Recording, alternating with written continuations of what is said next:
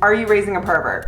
That was the question that I asked in my most recent YouTube video, and the behaviors that I discussed were these. I spoke from my personal experience as a woman when I felt uncomfortable when 3 out of 4 of these behaviors occurred to me. Now, if you're new to my channel, all of my videos are intended to give parents practical advice and tips on how to have the sex talks. And in that specific video, I did just that. I gave parents tips on how they can address these 4 behaviors with their kids in order to avoid them doing those behaviors when they're older. I spoke in the binary. I used he pronouns, and that pissed a lot of you off.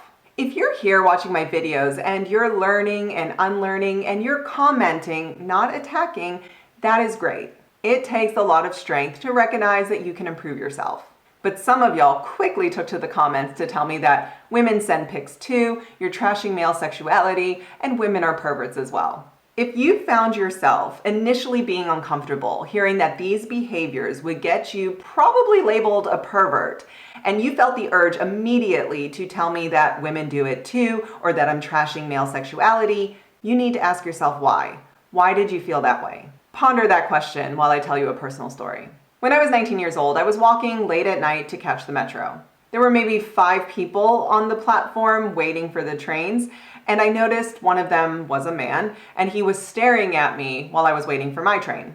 I immediately became more alert. When the train arrived, I walked onto the train, and he followed in right behind me. I took a seat, and he proceeded to sit right next to me, when the train was visibly empty and there were many other seats available. So I got up and I moved to another seat, and when I sat down, he got up and started to move towards me. In that moment, I immediately said, "Stop following me," and he responded with, "What? I'm not doing anything." And technically, he's right. He's not doing anything except making me feel uncomfortable. He's not recognizing that in my mind, I am thinking I might get taken, I might get hit, I might get sexually assaulted, and I am trying to figure out all of my exits. Maybe that man wasn't going to do anything to me. Maybe he thought this was a way he could show me he's interested in me. But how did he learn that behavior? When did he learn that that behavior was okay? When did he get told that that behavior makes people, women, uncomfortable and it's not appropriate behavior to do? Because when your behaviors or sexual behaviors cause harm to another person, you don't get to continue doing those behaviors. I've told my young kids that if we were to ever get separated in a big crowd, or if they were to get lost and they can't find me, to go and find a mom. To go and find a woman with kids or a stroller and let her know that you're lost. When my husband overheard me saying this to my kids, he took a moment and then said, yeah, I would want them to go and find a mom too, statistically speaking. Moving beyond behaviors that would get you labeled as a pervert, criminal behaviors of sexual assault and sexual abuse are committed by men and women. If you're finding this video to be intriguing or interesting or even helpful in a way, you can let me know, only if you want to. According to the Criminal Advocates for Family and Youth, between 86 and 94% of the time, men are the perpetrators of sexual crimes. According to the YWCA, 96% of the time, men are the perpetrators of sexual crimes. According to Pennsylvania Child Welfare and Resource Center, up to 90% of the time, men are the perpetrators of sexual crimes. So if this question made you feel like I'm trashing male sexuality, tell me what you're going to do to change your behaviors so that these statistics decrease and thus reducing harm to everyone. If this question made you feel like I'm attacking your sexual behaviors, tell me what you're going to do to ensure that your sexual behaviors are not causing harm to anyone. If this question made you feel like I'm critiquing all men and masculine behaviors, tell me which behaviors you feel were targeted.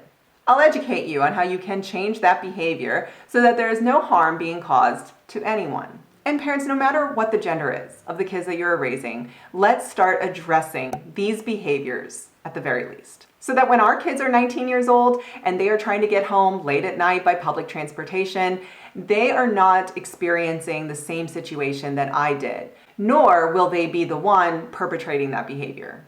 To clarify, being labeled a pervert does not equal being a criminal.